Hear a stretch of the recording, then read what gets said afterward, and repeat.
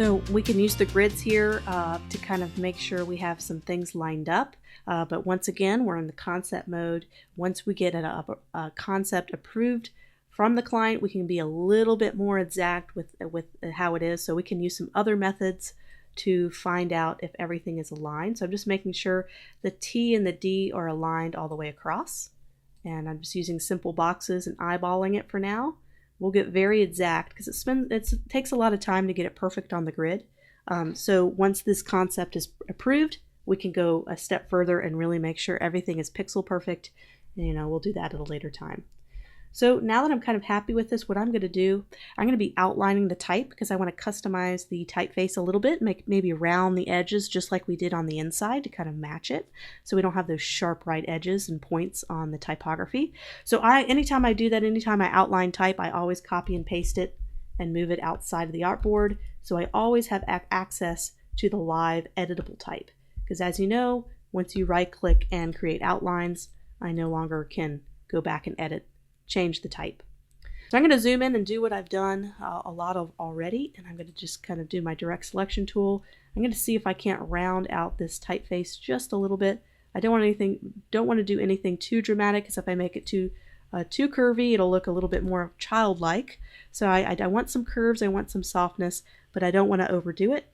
So I'm going to do something maybe in between, maybe right about there, kind of see how that looks when I expand that out. And making sure for now. So there's kind of our basic idea. And the only thing missing now is adding a little bit of color. So there's a couple things you could do with your clients, and sometimes I do this with my clients, is if you wanted to do it by the book, you would send them some ideas in black and white first so that they don't get color in their head and they don't get their cart in front of the horse and try to focus too much on, oh, the colors are wrong, when they really should be focusing on the core concept first. So a lot of times I'll send a logo in black and white. I'll send the first 3 concepts. We're going to do the other 2 here in a minute.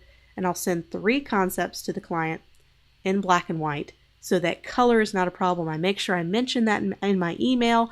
There's no color, and there's a reason because we don't want to focus so much on color at this point. We really want to focus on is the concept good, is the shapes good, is the type good.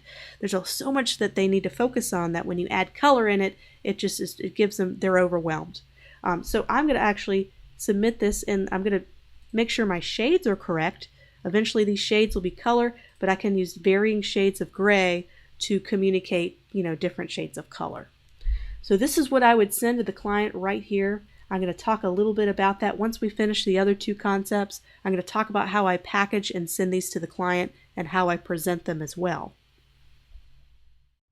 So let's see if we can't take this concept now and create another concept out of it. We have a few others that we're going to do, but I always like to take this finished logo and kind of rearrange it, think about different positions to find different iterations. Maybe there's a different layout or arrangement that will work better than what we came up with.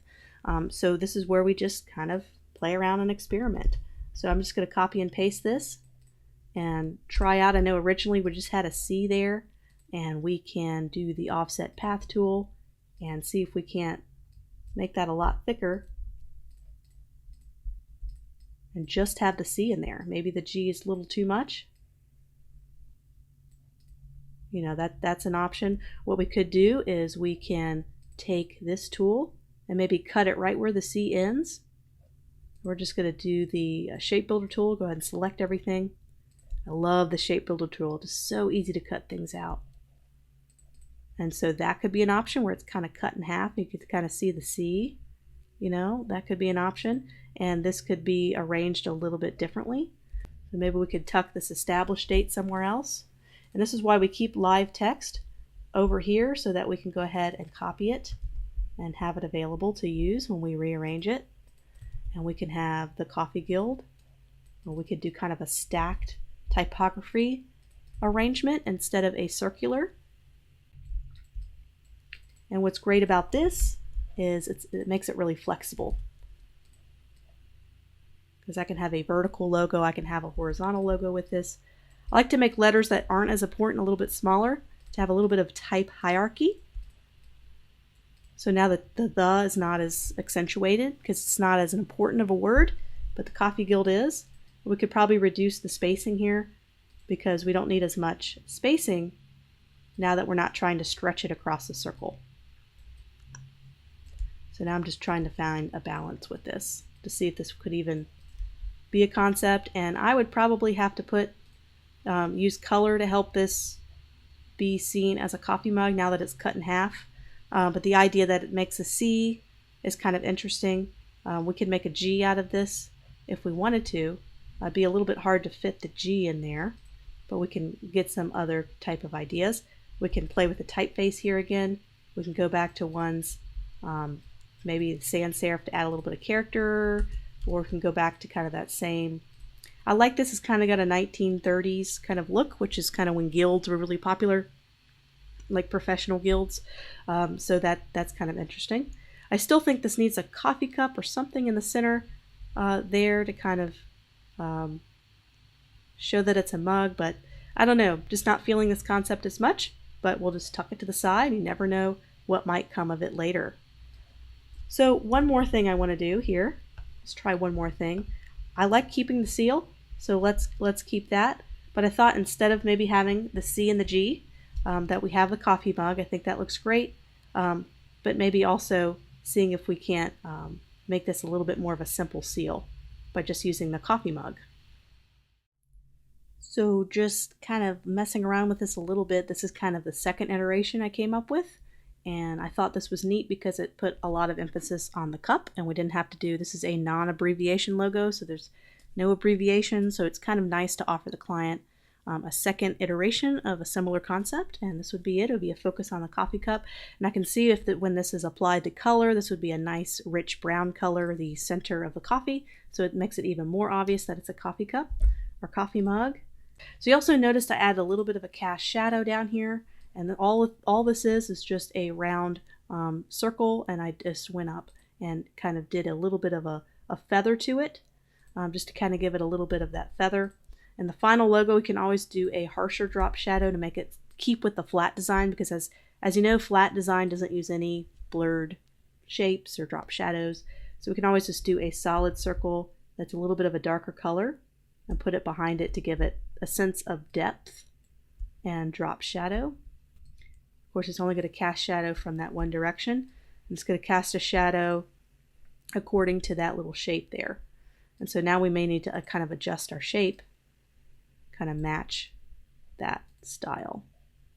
I'm just taking off snap to pixel off, so I have complete control over my pen tool here to make some adjustments.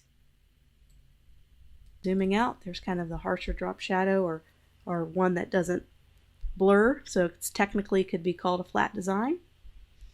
And so there's one option that could work, has a much stronger focus. See how you have the big black circle and you have the high contrast typography. It brings a lot more emphasis on the name, which this could look good. It's also more simple of a logo, so that could work. The clients may not like the idea of the C and the G, and so offering them this gives them the same idea with the seal, but in a different fashion that they may like.